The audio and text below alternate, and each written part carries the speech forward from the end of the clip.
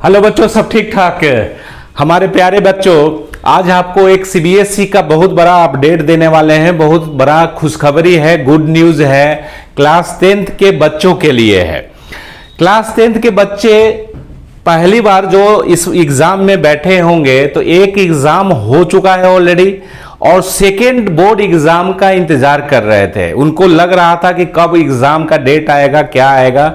इससे पहले सीबीएसई ने टेंटेटिव डेट एक निकाला था, लेकिन अब कंफर्म डेट आ गया। मींस आपको इसी के अकॉर्डिंगली तैयारी करना है और एग्जाम में जाके एकदम फोर के आ जाना है।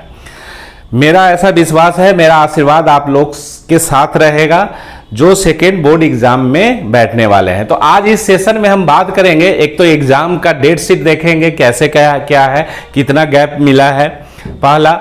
दूसरा है कि इस एग्जाम में कौन कौन सा बच्चा बैठ सकता है मतलब इस एग्जाम को कौन कौन सा बच्चा लिख सकता है, किस टाइप के बच्चे, फेल वाले बच्चे लिख सकते हैं कि नहीं लिख सकते हैं, पास वाले बच्चे लिख सकते हैं कि नहीं लिख सकते हैं, इंप्रूवमेंट करना है कि क्या है। ये सब सारा चीज हम लोग इस वीडियो सेशन में देखेंगे।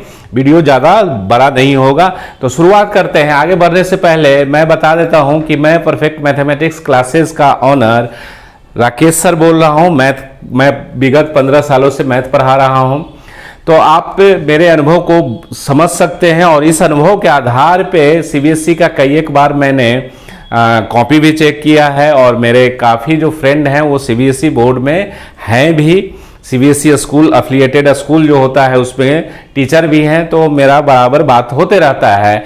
तो जो भी इसमें मतलब जानकारी मिलेगी वो ऑथेंटिक जानकारी मिलेगी, ठीक है। तो हमारे चैनल को अगर अच्छा वीडियो लगेगा तो आप जरूर सब्सक्राइब कर लीजिएगा। इस पे इंफॉर्मेटिव वीडियो सीबीएसई से रिलेटेड मिलेगा आपको, ठीक है। तो देखिए, सबसे पहले आप जाइएगा, ये जो ऑफिशियल वेबसाइट है जो है cbse.gov.in, इसमें जाएंगे। ये इस वेबसाइट से तो आप रूबरू होंगे, इसमें तो कोई समझाने की बात ही नहीं है, कौन सा इस रॉकेट साइंस है ना। तो देखिए ये क्या है, second board examinations date sheet for class 10th, clear लिखा हुआ है। ये न्यू लिखा हुआ है, 23 तारीख को आया था। तो ये इस पे क्लिक करेंगे, तो जैसे ही क्लिक करेंगे तो ये मैंने ओपन करके रखा है, समय आपको बच जाए। तो इसके लिए डेट शीट ये जो है यहाँ पे ऑलरेडी ये आ गया, ठीक है। तो डेट शीट देखिए, डेट शीट क्या है इसके बारे में थोड़ा सा डिस्कस कर लेते हैं कि कैसे आपकी तैयारी होनी चाहिए, क्या है नहीं है। तो सबसे पहला जो है, फ्राइडे को 15 मई से आपका एग्जामिनेशन शुरू होने वाला है। 2026 में 15 मई से एग्जामिनेशन, सेकेंड वाला एग्जामिनेशन शुरू होने वाला है। सेकेंड बोर्ड इस बार से ही पहला बार ऐसा इम्प्लीमेंट सीबीएसई ने किया है कि साल में 2 बार आपका बोर्ड एग्जाम होगा। जैसे कि जेई का एग्जामिनेशन होता है साल में 2 बार, उसी पैटर्न पे ये सीबीएसई ने इम्प्लीमेंट किया है कि 2 बार एग्जाम होगा, ठीक है। इसके पीछे का जो मोटिव है वो बड़ा अच्छा है, क्लियर है, स्पष्ट है। तो ये अच्छा है कि 2 बार बोर्ड एग्जाम ले रहा है। इसका फायदा क्या होगा वो मैं डिस्कस करूंगा, वीडियो के लास्ट तक आप बने रहिए, सब 1 बाय 1 बताएंगे। देखिए, फ्राइडे को 15 मई को आपका मैथ का पेपर है, मैथमेटिक्स स्टैंडर्ड और मैथमेटिक्स बेसिक, दोनों आपका 15 मई को है। 10:30 बजे से 1:30 बजे तक आपका एग्जाम चलेगा। तो शुरुआत मैथ से ही है और आप जान रहे हैं मैं मैथ का टीचर हूं, ठीक है। तो आपको कोई दिक्कत होगा तो आप हमसे कंसल्ट कर सकते हैं, आपको हम टेक्निक बताएंगे कि कैसे अच्छे से पढ़ा जा सकता है, ठीक है। और फिर उसके बाद गैप नहीं दिया है, 16 मई को आपका क्या है, इंग्लिश वाला पेपर है। इंग्लिश है, कम्युनिकेटिव है, लैंग्वेज है, लिटरेचर है, सब टाइप का जो है वो 101184 ये कोड है, सब्जेक्ट कोड है। तो आपका गैप नहीं है, इसमें थोड़ा सा आपको मेहनत करना पड़ेगा, क्योंकि 15 को आप एग्जाम दे के 1:30 बजे तो एग्जाम सेंटर तक ही रहेंगे और एग्जाम सेंटर से घर आते आते थोड़ा सा टाइम तो लगेगा ही, एकदम नज़दीक में तो होता नहीं है सेंटर। तो इसमें थोड़ा सा आपको मेहनत करना पड़ेगा क्योंकि लगातार है, ठीक है।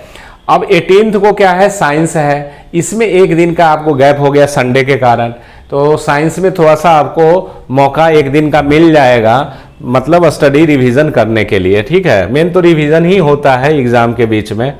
और उसके बाद 19 को क्या है बाबू, ट्यूसडे होता है। इसमें सब लैंग्वेज पेपर है, तो लैंग्वेज पेपर जो है 19th को है। अब ये सब देख लीजिए, जिसका जो लैंग्वेज लिया होगा, हिंदी है, उर्दू है, पंजाबी है, बंगाली है, तमिल है, तेलुगु है, इस तरह से ये एग्ज़ाम जो है। और एग्ज़ाम एक चीज़ देख रहे हैं, सब एक ही सीटिंग में है, 10:30 से 12:30 इस तरह से है। लैंग्वेज पेपर ये हो गया आपका, और कुछ है 10:30 से 1:30 हुई है, इस तरह से जो भी हो देख लीजिए, सब यहाँ पे लिखा हुआ है, सारा चीज़ है, ठीक है। पेंटिंग है, संस्कृत है, ये 20 तारीख को है, हाँ है ना। 21 तारीख को सोशल स्टडीज़ है, तो 21 तारीख को सोशल स्टडीज़ है, ये लास्ट है, ये लास्ट है, ठीक है। ये देखिए, तो ये सीबीएसई का जो है ऑफिशियल वेबसाइट से जो आया है, वो उससे डाउनलोड करके मैंने आपको पीडीएफ दिखाया है, तो ये ऑथेंटिक है। इधर उधर की बात पे ध्यान मत दीजिएगा, है ना। कब आ रहा है, अभी यूट्यूब पे बहुत सारे क्रिएटर हैं, अब टीचर तो मैं नहीं बोलूँगा, टीचर तो कभी उतना वो सब चिल्लाते नहीं है, झूठ नहीं बोलते हैं, है ना। व्यूज़ बटोरने के लिए बहुत सारा क्रिएटर है, यूट्यूबर जो है वो डेली ही एक वीडियो पोस्ट करेगा कि सीबीएसई का रिजल्ट कब आएगा, रिजल्ट आज आ गया, क्लास 12th का आज आ गया रिजल्ट, आज आ गया। लग रहा है कि जैसे मतलब बच्चों को मतलब बरगलाने का काम किया जा रहा है ना। तो ये आपको डेट शीट मैंने दिखा दिया। अब बात करते हैं कि इसमें बच्चे कौन कौन सा बैठ सकते हैं एग्जाम लिखने के लिए।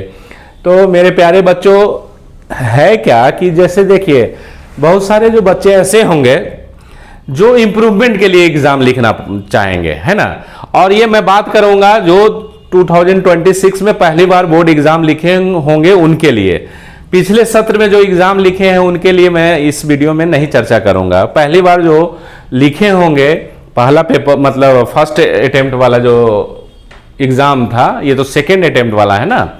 तो ऐसे बच्चे इसमें बैठ सकते हैं, एग्जाम लिख सकते हैं जो बच्चे किसी कारणवश एक सब्जेक्ट में फेल हो गए या मल्टीपल सब्जेक्ट में फेल हो गए, तो इस एग्जाम को लिख सकते हैं, इस एग्जाम को बड़े आराम से लिख सकते हैं, ठीक है। फिर और कौन लिख सकता है? ऐसे बच्चे जिनका मार्क्स लग रहा है, पास तो है लेकिन मार्क्स लग रहा है कि कम है, तो ये इस एग्जाम को लिख सकते हैं और सारा पेपर उनको देना पड़ेगा। जिनका मार्क्स कम है तो उनको सारा पेपर देना पड़ेगा, या ऐसा लग रहा है कि हमको सिर्फ 1-2 पेपर में ही मार्क्स कम है, बाकी हम क्यों पंगा लेने जाए, है ना। मान लीजिए कि किसी का मैथ में खराब गया होगा, किसी का फिजिक्स में खराब गया होगा, साइंस में खराब गया होगा, तो कोई एक लिख सकते हो। इसमें कोई हार्ड एंड फास्ट रूल नहीं है कि आपको सारा का सारा पेपर देना है। अगर आप पास हैं तो कोई भी पेपर आप दे सकते हैं। इससे फायदा क्या होगा कि अगर मान लीजिए कि कोई एक पेपर गड़बड़ है तो उसका भरपूर टाइम मिल जाएगा उसकी तैयारी करने के लिए, है ना। और जो बच्चे फेल हैं किसी एक पेपर में, तो उनको तो भाई मजबूरी है, वो देना ही होगा उस पेपर को। तो कौन कौन सा बच्चा एग्जाम लिख सकता है? जो बच्चे फेल हैं वो भी लिख सकते हैं, जो बच्चे पास हैं वो भी लिख सकते हैं, जो बच्चे पास है इंप्रूवमेंट देना चाहते हैं वो भी इस एग्जाम को बड़े आराम से लिख सकते हैं। समझ में आ रहा है? तो ये आपका अच्छा अपडेट था, तो तैयारी इसके अकॉर्डिंगली कर लीजिए और डिसाइड तो कर ही लिए होंगे कि हमको कौन सा पेपर देना है। समझ में आ रहा है? देखो, विगत कुछ वर्षों से सीबीएसई का जो पैटर्न है उसमें काफ़ी बदलाव आया है और मैं सीबीएसई को रिस्पेक्ट करता हूं। थोड़ा कुछ बच्चों को ये वर्ड जो होगा वो खराब लग रहा होगा, लेकिन सीबीएसई को रिस्पेक्ट इसलिए कर रहे हैं कि सीबीएसई जो पैटर्न ला रहा है ना, वो रट्टाफिकेशन वाला जो था बच्चों में, उसको दूर करना चाह रहा है कि आपको अगर नॉलेज होगा तभी आप एग्जाम पास कर सकते हैं। अब बहुत सारे बच्चे गार्जियन को ये तकलीफ हो रहा है कि मेरा बच्चा सीबीएसई एग्जाम दिया और फेल कर गया, उसका आईआईटी मेंस में निकल गया। तो कुछ एक आध गो अपवाद होता है, एक्सेप्शन होता है, बैड लक है ना। लेकिन ये जो पैटर्न ये लोग सीबीएसई वाले जो किए हैं ये बड़ा अच्छा है कि ताकि बच्चों में सुधार आए, वो पढ़ाई के प्रति जागरूक हो, ठीक है, पढ़ाई करे, बोर्ड एग्जामिनेशन पे ध्यान दे। सिर्फ आईआईटी करने से और नीट करने से नहीं होता है। जैसे आगे चल के आप लोग 10th के बाद इंजीनियरिंग या मेडिकल लाइन में जाएंगे तो आपको लगेगा ना, तो इस तरह से क्या होता है ना कि आपको ये पता चलेगा कि नहीं, हमको बोर्ड पे भी फोकस करना है, क्योंकि बोर्ड है हमारा सीबीएसई, है ना। तो सारा चीज़ मैंने आपको क्लियर कर दिया, डेट शीट दिखा दिया कि कब आपका डेट है और कैसे एग्ज़ाम लिखना है। मेरे प्यारे बच्चों, मैं ये बोलूँगा कि जैसे अब रह गया कि इन गैप में हम कैसे पढ़ेंगे इतना दिन में, आज से लेके 15-20 दिन है ना अभी, तो इस 20 दिन में हम कैसे पढ़ाई करेंगे, कौन सा बुक अच्छा रहेगा।